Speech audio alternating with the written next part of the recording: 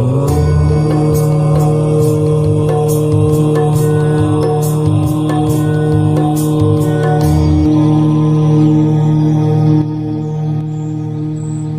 ഭക്തജനങ്ങളെ, നമസ്കാരം.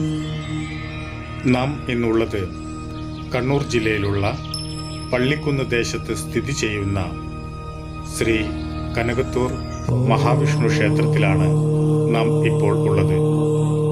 ക്ഷേത്രത്തിന്റെ മുന്നിൽ തന്നെ വലിയൊരു കവാടം കാണാം. അതിസുന്ദരമായ വലിയൊരു കവാടം. അതിപുരാതന കാലം മുതലേ ഉള്ള ഒരു ക്ഷേത്രമാണിത്. കാലം നിർണയിക്കാൻ സാധിക്കില്ലെന്നാണ് പഴമക്കാർ പറയുന്നത്. ഈ ക്ഷേത്രം ഇപ്പോൾ ഇങ്ങനെ ഈ രൂപത്തിൽ ഉണ്ടാക്കിയെടുത്തത് ദേശവാസികളും പിന്നെ ക്ഷേത്രഭാരവാഹികളും തന്നെയാണ്. ഈ ക്ഷേത്രം പ്രവർത്തിക്കുന്നത് മലബാർ ദേവസ്വം ബോർഡിന്റെ കീഴിലാണ്. ആകാശമുട്ടുന്ന വലിയൊരു കോവിലകം നമുക്ക് ഇവിടെ നോക്കുമ്പോൾ അനുഭവപ്പെടുന്നതാണ്. അതിസുന്ദരമായ വലിയൊരു കോവിലം. ഞാൻ കുറച്ചും കൂടി മുന്നോട്ടേക്ക് നടന്നു നീങ്ങി. നമ്മൾ ഇപ്പോൾ കാണുന്ന കാഴ്ച ക്ഷേത്രത്തിന്റെ മുൻവശമാണ്. കിഴക്കേ നടയിലാണ് ഈ കാഴ്ച നാം കാണുന്നത്.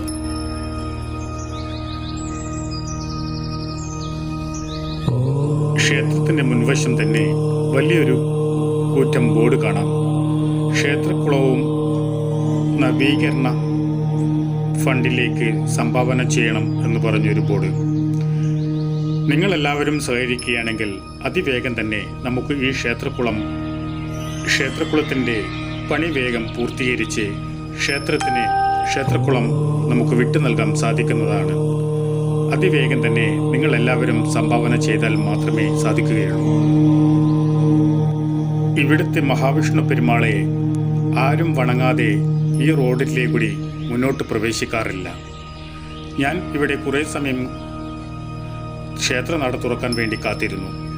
ആ സമയങ്ങളിലെല്ലാം ഓരോ ഭക്തജനങ്ങളും ഇതിലെ കൂടി യാത്ര ചെയ്യുമ്പോൾ വാഹനം നിർത്തിയും അല്ലെങ്കിൽ കാൽനട ചെയ്യുമ്പോഴും അവിടെ കുറച്ചു സമയം നിന്ന് ഭഗവാനോട് കുശലം പറഞ്ഞും ഭഗവാന്റെ പാദത്തിൽ നമസ്കരിച്ചുമാണ് ഇതിലെ കൂടി എല്ലാവരും യാത്ര ചെയ്യുന്നത്. എൻ്റെ കണ്ണിൽ ആ കാഴ്ചകൾ കാണാൻ സാധിച്ചു.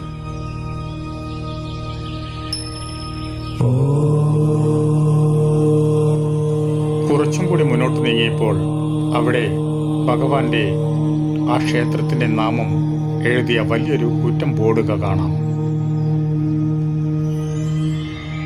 കാനത്തൂർ ശ്രീ മഹാവിഷ്ണു ക്ഷേത്രം.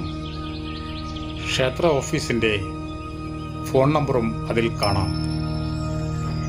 ഞാൻ ആ കാഴ്ചയും കണ്ടു ക്ഷേത്രത്തിലേക്ക് നടന്ന് നീങ്ങുവാൻ പോകുകയാണ്. ക്ഷേത്രക്കുളത്തിന്റെ നിർമ്മാണമാണ് ആ ചിത്രത്തിൽ കണ്ടത്. നിങ്ങളെല്ലാവരും സംഭാവന ചെയ്യുകയാണെങ്കിൽ അതിവേഗം തന്നെ അതിന്റെ പണി പൂർത്തീകരിക്കാൻ പറ്റുന്നതാണ്.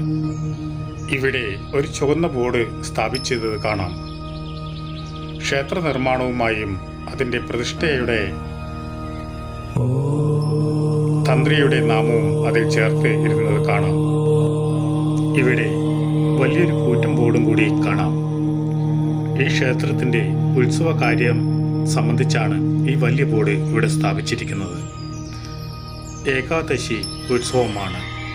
2021 ഡിസംബർ 12, 13, 14 തിങ്കൾ, ചൊവ്വ, ബുധൻ എന്ന ദിവസത്തിലാണ് ഇവിടുത്തെ ഉത്സവം.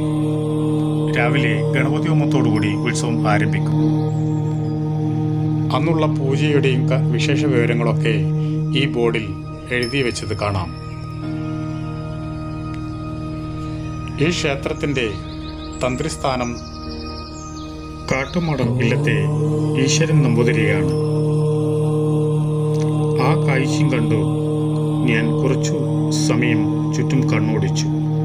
അതിനുശേഷം ഞാൻ ക്ഷേത്രത്തിലേക്ക് പ്രവേശിക്കാൻ തീരുമാനിച്ചു. ധാരാളം ജനങ്ങൾ ക്ഷേത്രത്തിലേക്ക് കടന്നു പോകുന്നുണ്ടായിരുന്നു.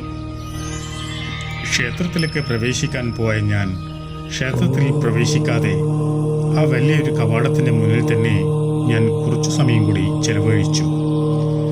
എനിക്ക് മുന്നോട്ടേക്ക് പോവാൻ എൻ്റെ കാൽ മുന്നോട്ട് സഞ്ചരിക്കുന്നില്ല. കാരണം ഈ കാഴ്ച കണ്ടപ്പോൾ അത്രയധികം മനോഹരമായ ഒരു കാഴ്ച തന്നെയാണ്. എങ്കിലും ക്ഷേത്രത്തിലേക്ക് ഞാൻ ഇനിയും നടന്നു പോയില്ലെങ്കിൽ അവിടുത്തെ ദീപാരാധന കഴിയും. അതിനാൽ ഞാൻ ക്ഷേത്രത്തിൻ്റെ മുൻവശത്ത് നിന്ന് ഞാൻ ക്ഷേത്രത്തിലേക്ക് മെല്ലെ പ്രവേശിക്കാൻ തീരുമാനിച്ചു. ക്ഷേത്രത്തിലേക്ക് മുന്നിലെത്തിയപ്പോൾ അവിടെ ഭഗവാന്റെ നട തുറന്നിരിക്കുന്നു. ഞാൻ മെല്ലെ ക്ഷേത്രത്തിലേക്ക് നടന്നു നീങ്ങി.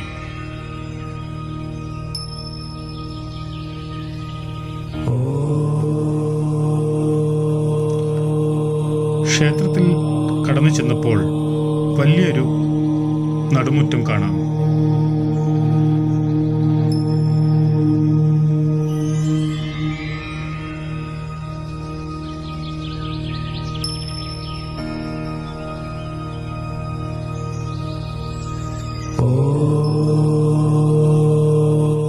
ഇട്ട വലിയൊരു നടുമുറ്റം, മുന്നിൽ വലിയൊരു നടപ്പന്തലുണ്ട്. ഞാൻ ആ ക്ഷേത്രത്തിൻ്റെ എല്ലാ വശങ്ങളിലും പോയി നിന്ന് കണ്ണോടിച്ചു നോക്കി.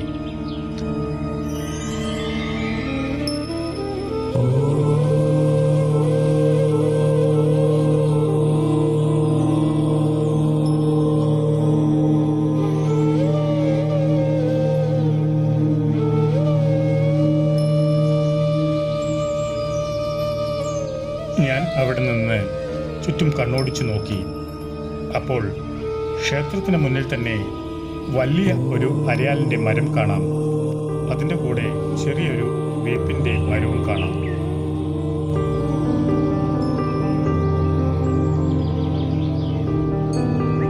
ഇവിടെയാണ് ഭഗവാന്റെ പൂങ്കാവനം സ്ഥിതി ചെയ്യുന്നത്.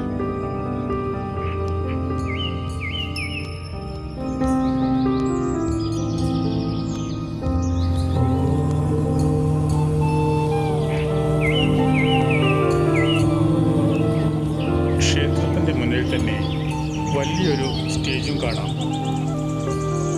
ധാരാളം കലാപരിപാടികൾ നടക്കുന്ന സ്ഥലം തന്നെയാണ് കാണുമ്പോൾ തന്നെ മനസ്സിലാകും. വലിയൊരു ചിത്രങ്ങളൊക്കെ വരച്ചു വെച്ച വലിയൊരു സ്റ്റേജ്. ഒരുപാട് കുട്ടികൾ ഇവിടെ അരങ്ങേറി കാണും. ഈ ക്ഷേത്ര കാഴ്ചയും കണ്ട് ഞാൻ മുന്നോട്ടേക്ക് നടന്നു നീങ്ങി.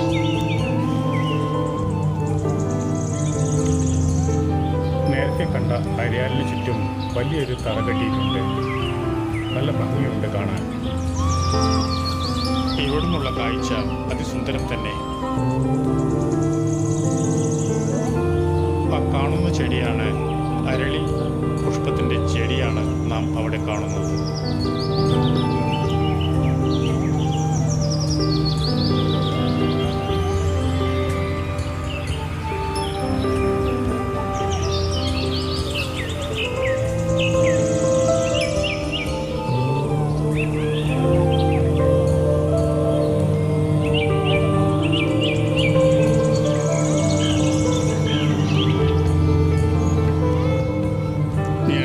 ക്ഷേത്രത്തിൻ്റെ തെക്കുവശത്തെ കൂടി നടന്നു നീങ്ങാൻ തീരുമാനിച്ചു.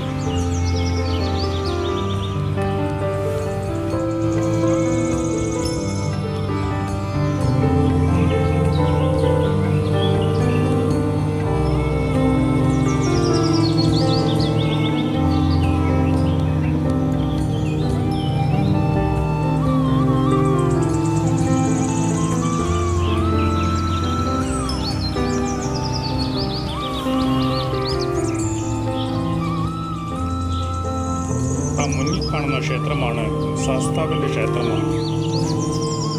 ഞാൻ മുമ്പത്തെ വീഡിയോയിലും പറഞ്ഞിട്ടുണ്ട്, ഓരോ മൂർത്തിയുടെ മുന്നിൽ പോകുമ്പോഴും ആ മൂർത്തിയുടെ മൂലമന്ത്രം ചൊല്ലിയാൽ അത്രയും ഉത്തമം. ഓം ഹ്രൂം നമഃ പരായ ഗോത്രേ നമഃ. ഇവിടെ ബ്രഹ്മരക്ഷസിനാണ് സ്ഥാനം നൽകിയിരിക്കുന്നത്. ഇനി കണ്ണൂർ ജില്ലയിലുള്ള ക്ഷേത്രങ്ങളുടെ കാഴ്ചകൾ ആഴ്ചയിൽ 2 ദിവസം മാത്രമേ ഉണ്ടാകുകയുള്ളൂ. കാരണം ഓരോ ക്ഷേത്രങ്ങളുടെ അനുമതികൾ കിട്ടണമെങ്കിൽ കുറച്ച് സമയം പിടിക്കുന്നുണ്ട്. അതുകൊണ്ടാണ് കണ്ണൂർ ജില്ല വിട്ടു കഴിഞ്ഞാൽ ആഴ്ചയിൽ 3 വീഡിയോ വരുന്നതാണ്, അല്ലെങ്കിൽ ഡെയിലി വീഡിയോ വരാം. ആഴ്ചയിൽ എല്ലാ ചൊവ്വയും വെള്ളിയും ദിവസങ്ങളിൽ രാത്രി 9 മണിക്കുള്ളിൽ വീഡിയോ നിങ്ങളുടെ മുന്നിൽ എത്തുന്നതാണ്. ഞാൻ ചുറ്റും കണ്ണോൺ ഓടിച്ചു. അതിസുന്ദരമായ സ്ഥലം തന്നെ.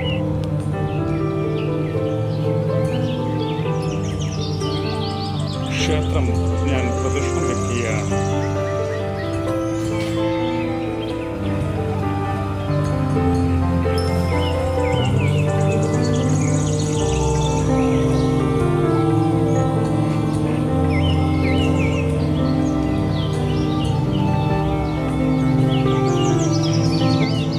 ഈ പുഷ്പങ്ങളൊക്കെ ഭഗവാനെ അർച്ചിക്കാനുള്ളതാണ്.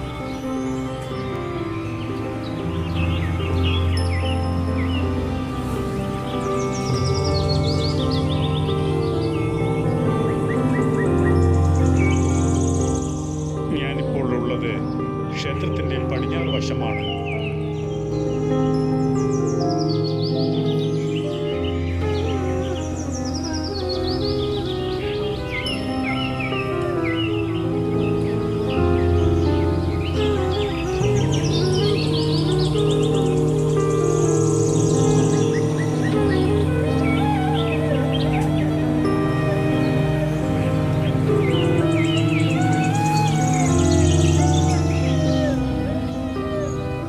ഞാൻ ഇപ്പോൾ ഉള്ളത് ക്ഷേത്രത്തിൻ്റെ വടക്ക് വശത്താണ്. ഞാൻ വടക്ക് വശത്തേക്കൂടി ക്ഷേത്രത്തിൻ്റെ മുന്നിലോട്ടേക്ക് നീങ്ങിപ്പോവുകയാണ്.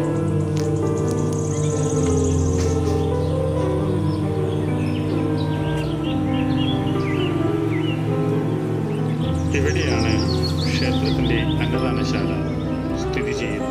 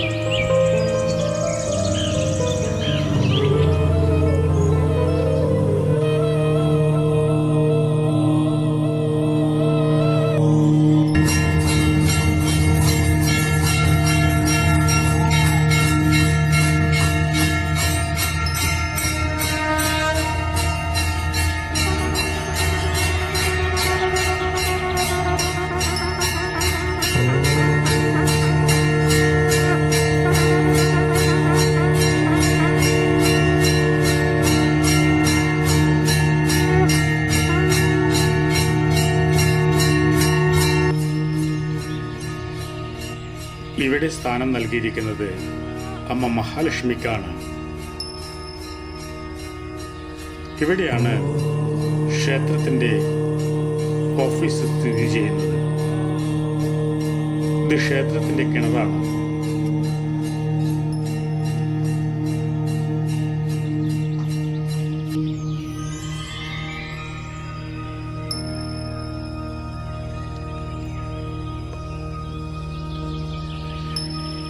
ക്ഷേത്ര പരിപാലനശാല, അതിൻ്റെ കമ്മിറ്റി പ്രവർത്തിക്കുന്നത് ഇവിടെയാണ്.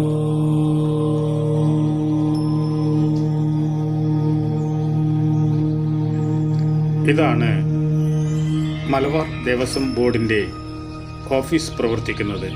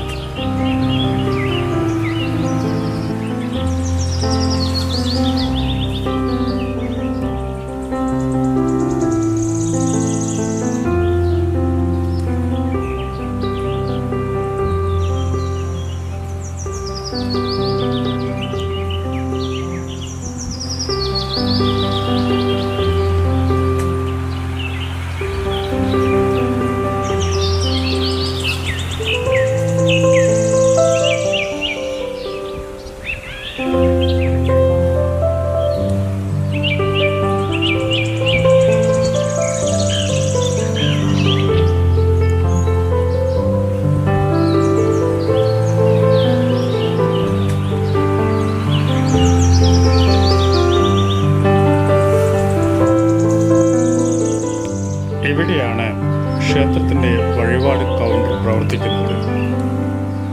ഇവിടുത്തെ പൂജയുടെ എല്ലാ വിശേഷ വിവരങ്ങളും ഈ ബോർഡിൽ എഴുതി വെച്ചത് കാണാം.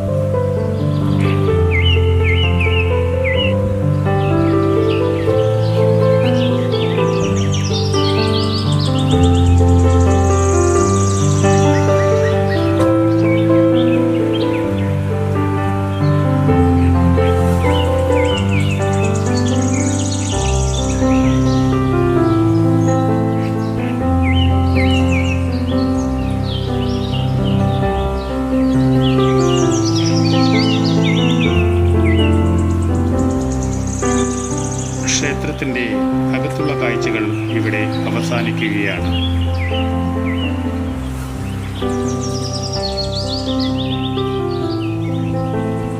ഇനി നമുക്ക് ക്ഷേത്രത്തിൻ്റെ പുറത്തേക്ക് പ്രവേശിക്കാം.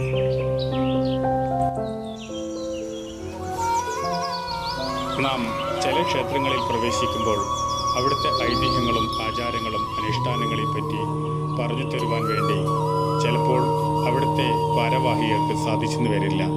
കാരണം അവിടുത്തെ പൂർണ്ണമായിട്ടുള്ള ഉത്തരവാദിത്തപ്പെട്ടവരെ കണ്ടാൽ മാത്രമേ നമുക്ക് അതിനുള്ള അനുമതി ലഭിക്കുകയുള്ളൂ. 6-7 തവണയൊക്കെ ചില ക്ഷേത്രങ്ങളിൽ പോകേണ്ടതായി എനിക്ക് വന്നിട്ടുണ്ട്. അതുകൊണ്ട് ദയവായി നമ്മോട് ക്ഷമിച്ചാൽ നമുക്ക് ഈ ക്ഷേത്രത്തിലും അതിനുള്ള അനുമതി ലഭിച്ചില്ല. അതുകൊണ്ട് ക്ഷേത്ര കാഴ്ചകൾ മാത്രം കണ്ട് നമുക്ക് ഇപ്പോൾ ഇവിടുന്ന് മടങ്ങാം. ഇവിടുത്തെ ജീവനക്കാർ നല്ല പ്രവൃത്തിയും നല്ല കാര്യക്ഷമതയുമുള്ളവരാണ്, നല്ല സഹകരണവുമുള്ളവരാണ്. കാനത്തൂർ മഹാവിഷ്ണു ക്ഷേത്രത്തിലെ കാഴ്ച ഇവിടെ അവസാനിക്കുകയാണ്. അടുത്ത ക്ഷേത്ര കാഴ്ചയുമായി കാണും വരെ സ്നേഹപൂർവ്വം ആചാര്യൻ ശ്രീ അഘോരി ബാബാജി.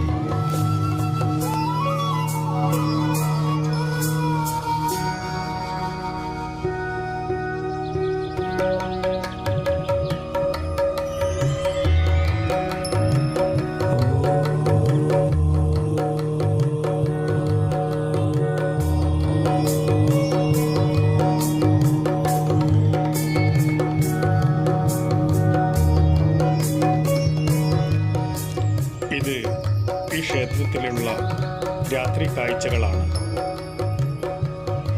ക്ഷേത്രത്തിലെ രാത്രി കാഴ്ചകളും കണ്ട് നമുക്ക് മടങ്ങാം.